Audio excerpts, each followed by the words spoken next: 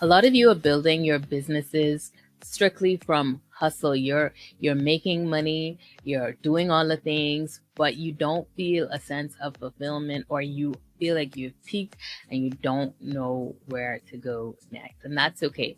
What you need to do is partner with God and partner with His word for your life to make sure that you are building wealth in a kingdom mindset and in a kingdom way, right? My name is Avery, CPA, your CPA bestie here, and your coach to help you along your kingdom journey in building wealth.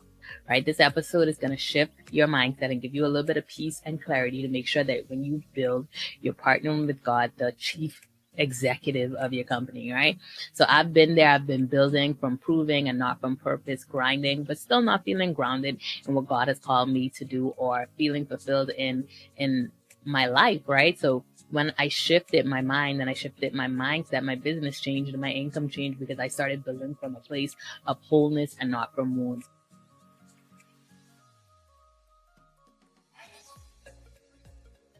We have a trauma response, right? This is one of the ways that entrepreneur builds, right? Many are chasing profits, but what they really need to be chasing is healing. We need to go to God to understand that we are moving and not just doing things off our own accord, but to ultimately give Him glory. Everything that we do, every breath, if the rock is going to praise Him, we should be praising Him through our business, through our ministry. And sometimes ministry for some of you and some of us is our business. We reach people, we teach people, and we tell them about the goodness of God, and we show them God's goodness through our business. And that could be some philanthropy, that can be donations and charity and what we do and how we use our profits. But what we have to do is make sure that we are ultimately glorifying God. So when we are building our business, there are three ways entrepreneurs do it, and one of which is from trauma. And listen to me, I literally like that was me. These young kids be like, T, right? That was me. That was me. Trauma. The T wasn't for, it was for trauma, right? I was building a business. I was building myself. I was building my life on the fact that I needed to prove people wrong, on the fact that I wanted to tell every naysayer, every negative speaker over my life that I was not going to be what they thought I was going to be. I was not going to be, um, um, uh, what do I want to say? I'm not going to fall victim to what life's experiences or life's traumas did to me, right? So I was building just to prove the people wrong. Wait, I was recording with this app. So the other day I was looking at my graduation booklet from high school, and in there is also my final report card of my senior year. And I saw what my homeroom teacher and my computer teacher, it was the same person, said about me. And unfortunately, he wasn't even a good homeroom teacher because we had two homeroom teachers. Unfortunately, one passed away, so the other one, he had to step in when she left, which was just the last semester of senior year. So he really didn't know me as a person unless he saw me in my computer class, which was like once a week. But nevertheless, he wrote too negative and talks too much. And as you can see, I'm still talking. But these are some of the things that he was saying. And I remember some of the things he even spoke of in my life when I was sitting in my class. Like I went to the Bahamas looking for him the other day, but he wasn't there. He is lucky. But one of those people that spoke over me, I remember when I got pregnant when I was in college, and people thought I wasn't going to go back. And I did go back. I did finish. I got a master's. I got a CPA. I got a house. I got married. Like I remember hearing somebody said they didn't know that I had them. But nevertheless, like I wasn't going to be good for nothing but to lay on my back. Like literally, these are things that people said from me. And I built to prove them wrong. I got the marriage because that's what you said. Like, and no, I love my husband. Don't think I didn't I love my husband. But a lot of the times my response and my successes in life would be merely to prove people wrong, right? Another reason, another trauma response is the fear of failure or being broke again. People have experienced lack, they've experienced not having, and they build and run just so that they can never get back to that place again. Like for me, sometimes I feel like I get it. I get it. You don't want to be back to that place again, but it's still it's not the root. That's not where we should be building from. And then again, that fear of failure. So they don't want again, to go back to proving the people wrong, because people are going to speak, but people are going to speak regardless, right? You don't have to let the fear of failure keep you from trying or pushing and going harder. And another thing a lot of people like to do in that trauma response is hustling without rest and overworking themselves. So they feel like they just got to go, go, go, go, go, right? They're not resting. And we have to understand as believers, we have to understand as kingdompreneurs and kingdom entrepreneurs that rest is God gives to us. That allows us to reset our mind, that allows us to reset our body, and that allows us to rest in Him and reset our relationship with Him. We have to make sure that we're taking these intentional breaks to seek God's face, not just for ourselves, but for our business and for everybody that's connected to us and through us from our business. Because again, some of you, your business is your ministry, right? Another thing that people do in their trauma response is they equate their works with their worth. They have works based worth, right?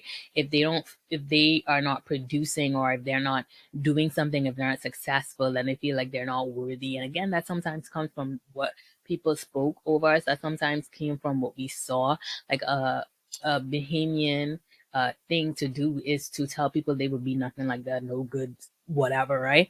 And so to say that we don't want to not be the nothing, if we don't do anything, then we're nothing. Like, we have to do something. So we always believe that we have to work, we have to do more, we have to give more, we have to be more to be able to be successful, or to be even worthy of that person's love, right? So another way that entrepreneurs work is from talent alone. Sometimes they're relying on their natural gifting. Like, each of us were given a gift from God. You may not know what your gift is. I don't know what, when you're watching this, I don't know what part of your journey of your business you may be on. You may be looking to just start. You may be looking to scale, or you may be looking to be more intentional about, building that legacy. And I have a program for each one of those things. But at the same time, some of us are relying on our talent alone, because we have the gift to sing, we have the gift to sew, we have the gift to build with our hands, right? So we are relying specifically on that. There's no alignment with our spiritual assignment, because we can be good at something. And I told somebody this other day, I had to be very cognizant of the fact that God gifted me, and He gifted my hands, that I can do anything that I put my mind to, and I can, like, literally do anything that my hands touch. I made my own wedding dress. I can set up decor. I can, like, let me don't say, like, my hands, not my voice. Like, I want a voice. I want some voicing, some singing. But nevertheless, like, I literally, anything I put my mind to, I can do hair. I can do nails. Oops, sorry. I can do hair. I can do nails. Like, anything my hands touch, I can do. But there's not a spiritual alignment into that gifting, so to speak. So I had to be cognizant to the fact that just because I do it doesn't, I just because I could do it doesn't mean that I need to do it. Doesn't mean that I have to do it, because there's no spiritual assignment in that. It's just a gift. So we have to make sure that we're partnering with God to make sure that when we are doing these things, we're not just doing them because we're good at it, right? We don't want to just look successful and feel unfulfilled. We want to be fulfilling our assignments and fulfilling what God has instructed us to do in the earth and into the kingdom, right? So, um, yeah, we can't just build on talent alone. We have to be intentional about honing that. We have to be intentional about making sure that glorifies God. It's not just about us. We shift it back to Him, right? So let's be mindful of that. So another way that entrepreneurs build from is from their kingdom identity. Yes, their kingdom identity. And this is where you and I and we as kingdom, as believers, as entrepreneurs, kingdom entrepreneurs, as saved individuals should be building from. We understand that we are moving in the authority that naturally flows from us when we remember who sent us. We don't have to worry about what we're doing, where we're doing, how it's going to get done, because we understand that God has given us dominion. He has given us the authority to rule over certain our jurisdictions, and we have to make sure that we stay in that jurisdiction. Remember, I told you guys that like my hands are superiorly blessed, thank the Lord, but I need to understand that I ultimately have to be giving Him this glory, and I don't want to be moving out of what He has called me to do, right? So we're being rooted in our relationship, and the fact that we are sons and daughters of Christ, sons and daughters of God, sisters of Christ, that we're not building to be seen, we're building because we were sent. And integral, it's imperative that you understand that what you are being blessed with is not simply for you, it's for kingdom. There's a kingdom assignment.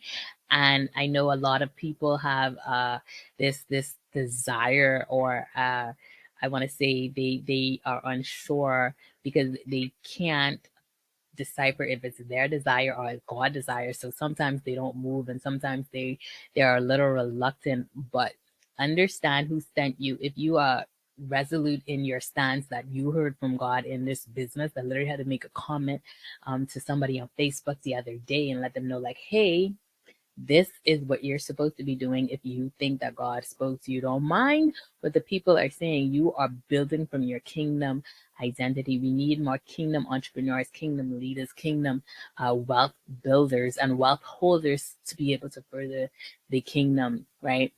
If we really understood the job of providing and making sure that the sick and the widows and the orphan are straight, and I say straight in the Bahamian vernacular, like they are good, they're taken care of, is the fact that it's a job of the church. It was a job of the kingdom, and we have to understand that there is an imbalance of money when it comes to kingdom and world, and there is money that is needed to build the kingdom. There's money that is needed to further the kingdom.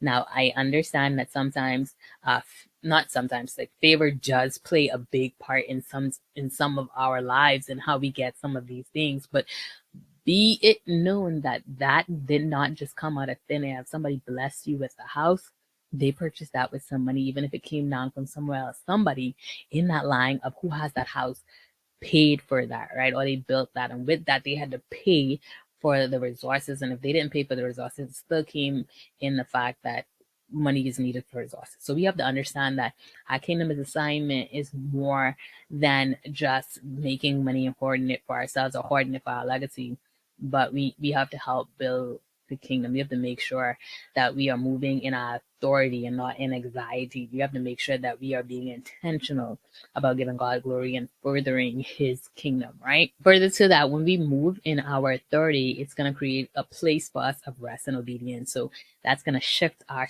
trauma mindset from we have to work, and go, and not rest to let me rest in you, God. To, yeah, this look like I can't do it, or this don't look like it's gonna work, but I will obey, I will submit to your word because I know what you are capable of. I know that you are the one that sent me and you're gonna make it work. So when we shift our mindset from that trauma response, from that talent based a response to building in business, we're going to understand that our success is measured in our impact and obedience and not just by our income, right? Because again, money is not everything. It is a requirement to build. It is a requirement. It's a resource. But it's not everything. We understand that our gift and our reward ultimately comes from the Lord, right? So when you know who you are, you don't hustle for what's already yours, because you understand that God gave dominion. God gave us authority. God gave us, like, we don't have to hustle and trick and work forever and ever for something that's already been given to us. It was a gift. So what does that mean for us when we're anchored in the fact that we are kingdom citizens, that we are heirs, that we're sons, we're not slaves, we're joint heirs to the kingdom, and we will maneuver in the fact that we are royalty, that we are God's children. He's going to make sure that we're straight, right? And I know that the trauma is real. I'm not negating the fact, but everybody's everybody's been tested. Jesus has been tested before his assignment had begun, and you may be tested again in your assignment, during your assignment, before your assignment, after your assignment, every part of it.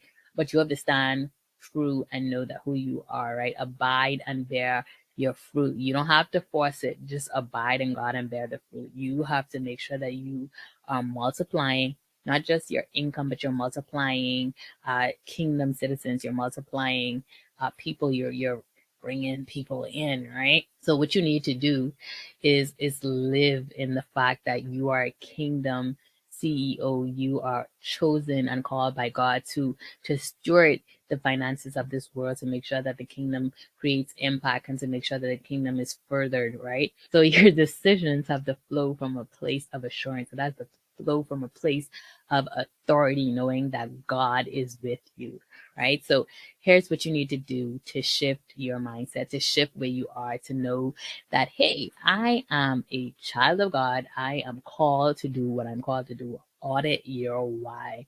Why are you building? Are you building to prove something to somebody? Are you obeying God's plan for your life? Is this something that God instructed you to do, or is this something that you're doing just to do it? And honestly, I had to sit in that one time because, like I told you guys, I was building from trauma, like not just business, but myself and who I was, right? From the fact that I needed to prove people wrong. And I thought about doing something else. And I said, why am I doing this? Like, what is the reason that I am doing this? And it really pulled me back into, you don't need to do that. There's no reason that you have to do that unless you want to do that and God, or unless God instructed you to do that. And I did not do it because why? Why am I doing that, right? So why are you doing whatever it is that you're doing? Why are you building a business? Why are you going to join this community? Why are you doing whatever you're doing? What is God's plan for your life? And are you obeying that, or are you just doing it to prove somebody else wrong? Create a practice of rest. I told you, like, rest is God's gift to us. He said it to the Israelites when he was feeding them and providing them with the manna. He said on Friday, collect twice as much so that you can. I say Friday, but we know it's the sixth day. I don't know which day it was back then, and I don't get into the politicals of it. It doesn't matter to me. I stick to the principles. But on the sixth day, he told them collect twice as much so that you can rest on the seventh day, because it is God's gift to you. It's God's gift to us. It's a strategy, right? It's not laziness. Sometimes you just gotta rest, and that doesn't mean don't do anything. That could be read a book. That could be stay in His face, praise, worship. That could spend time with your family, color, anything. Create a practice of rest. We need to rest, and when we don't rest, sometimes it again we just work, and we get to burn out. And I remember I was to a point where I said it like, I don't know, that might be a book. Y'all don't see my book, but I was in between breakthrough and break-in. I don't know which way it's gonna go because I was teetering. But as you can see, I'm here today, so I guess it was breakthrough. And that came with me taking an intentional rest, me pulling back from everybody. And I talked about it on my podcast, the Leap of Faith podcast. But I literally had to just rest. Rest is in our identity. So just rest in your identity and let God multiply what you've already planted. Next, what you need to do is speak what heaven says about you and stop speaking negativity and doubt over your life. Like the other day, my prayer card told me, think of things that are excellent and worthy to be praised, because honestly, the devil was trying to get up at me as to what I was seeing and what God was saying. It wasn't lining up. That prayer card was so on time, and I just kept repeating it to myself and repeating it to myself. And then I wrote it down, and I wrote down the good things too, because I needed to remember that God is good. Sometimes we have to just remember the goodness of God. We have to remember His MO, and that's in my prayer daily. Like, I know God. I have experienced Him. I know what He has done for me mentally, physically, all I guess spiritually. Like, I know what God has done for me and what He has brought me from. So we need to speak what heaven says about us and stop speaking doubt, stop speaking negativity, stop speaking failure, knowing that God has called us for more, right? Stop speaking negativity, stop speaking doubt, speak what God said about you. Affirm your role as a kingdom builder, as a kingdom entrepreneur, as somebody that God trusted with the resources to make sure that His kingdom and His people and His church is good, right?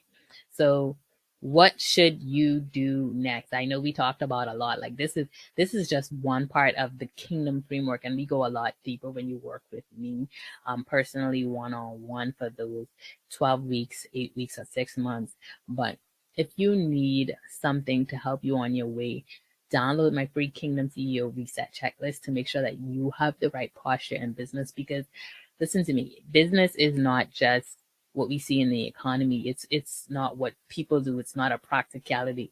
Like business is very, very spiritual.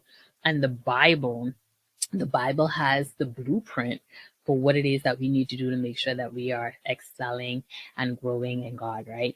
So go ahead and download that. And then also you can book a discovery call with me if you need to make sure that you are on your P's and Q's, you're where God is calling you to be, or you are trying to get where He's calling you to be, or you're trying to shift your mindset from hustling to purpose, or hustling to harvest, knowing that God has already given you that release and breakthrough to steward, and you want to steward it well. Come on in, book a vision call for your book, a discovery call for your business, right? If you're building from fear, shame, or pressure, it's time to come back to your foundation. You are a son or a daughter of the Most High God. You are never meant to grind to earn your seat at the table. You already have a seat. There is no need for you to go on and on and on and on and rush and rush and rush and work and work and work, because that's not what you were called to be, right? So I hope this was helpful to you guys.